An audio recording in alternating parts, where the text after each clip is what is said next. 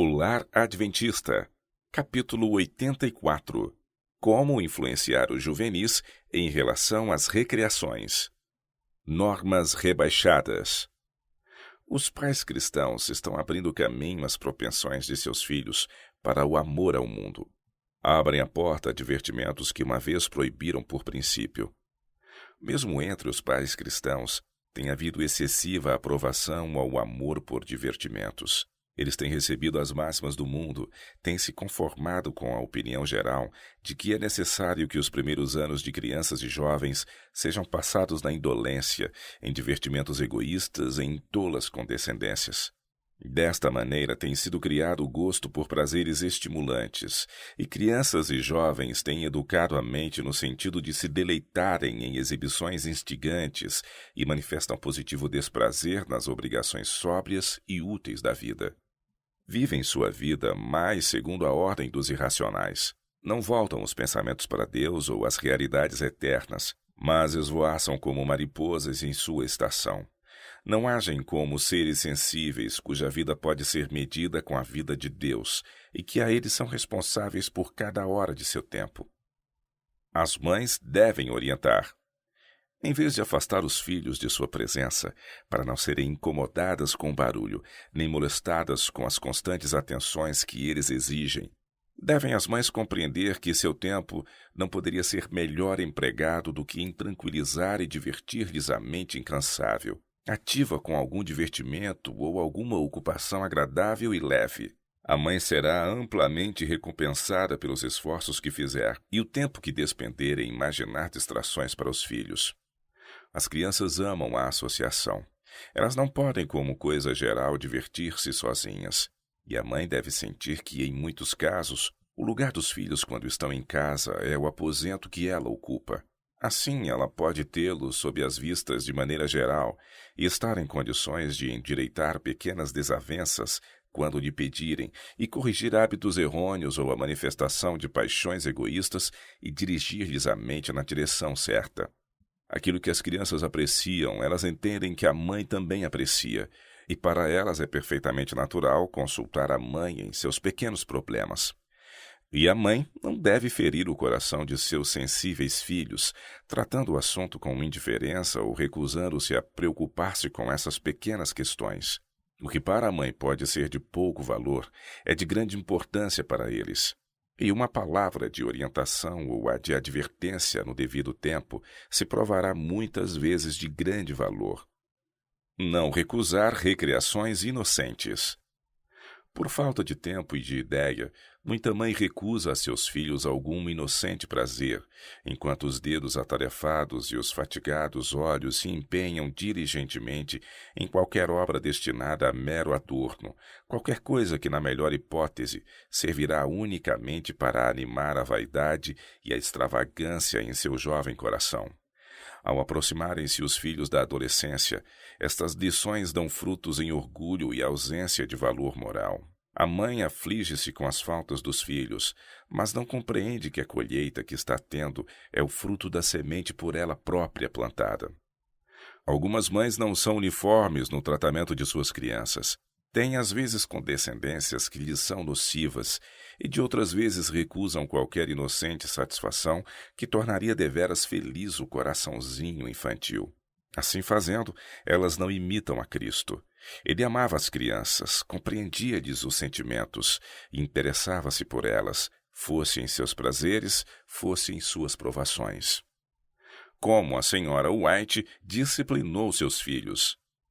Quando as crianças pedirem para fazer parte deste grupo ou reunir-se a algum outro para uma reunião de divertimento, dizei-lhes: não posso permitir que vão, filhos. Assentem-se aqui e lhes direi por quê. Estou construindo uma obra para a eternidade para Deus. Deus os entregou a mim e os confiou a meus cuidados. Estou posta no lugar de Deus para vocês, meus filhos. Portanto, devo vigiá-los como quem tem contas a prestar no dia de Deus. Querem vocês que o nome de mamãe apareça nos livros do céu como alguém que falhou no desempenho de seus deveres para com os filhos, ou que tenha permitido ao inimigo ocupar o terreno que ela devia ter ocupado? Filhos, Vou dizer-lhes qual é o caminho certo, e se escolherem afastar-se de mamãe e seguir os caminhos da impiedade, mamãe ficará isenta de culpa, mas vocês terão de sofrer por seus próprios pecados. Este foi o procedimento que adotei com meus filhos, e antes que eu me desse conta, eles estavam em lágrimas e diziam: "Não gostaria de orar por nós?" Bem, eu jamais recusei orar por eles, ajoelhando-me a seu lado. Nessas ocasiões, tenho atravessado a noite até o sol alto em súplica a Deus por eles, para que o encantamento do inimigo seja quebrado, e tenho alcançado a vitória. Embora me custe noites de labor, sinto-me regiamente paga quando meus filhos se me dependuram ao pescoço e dizem: "Ó mãe, sentimos-nos tão felizes por não nos haver deixado ir aonde havíamos desejado. Agora vemos que teria sido errado fazê-lo.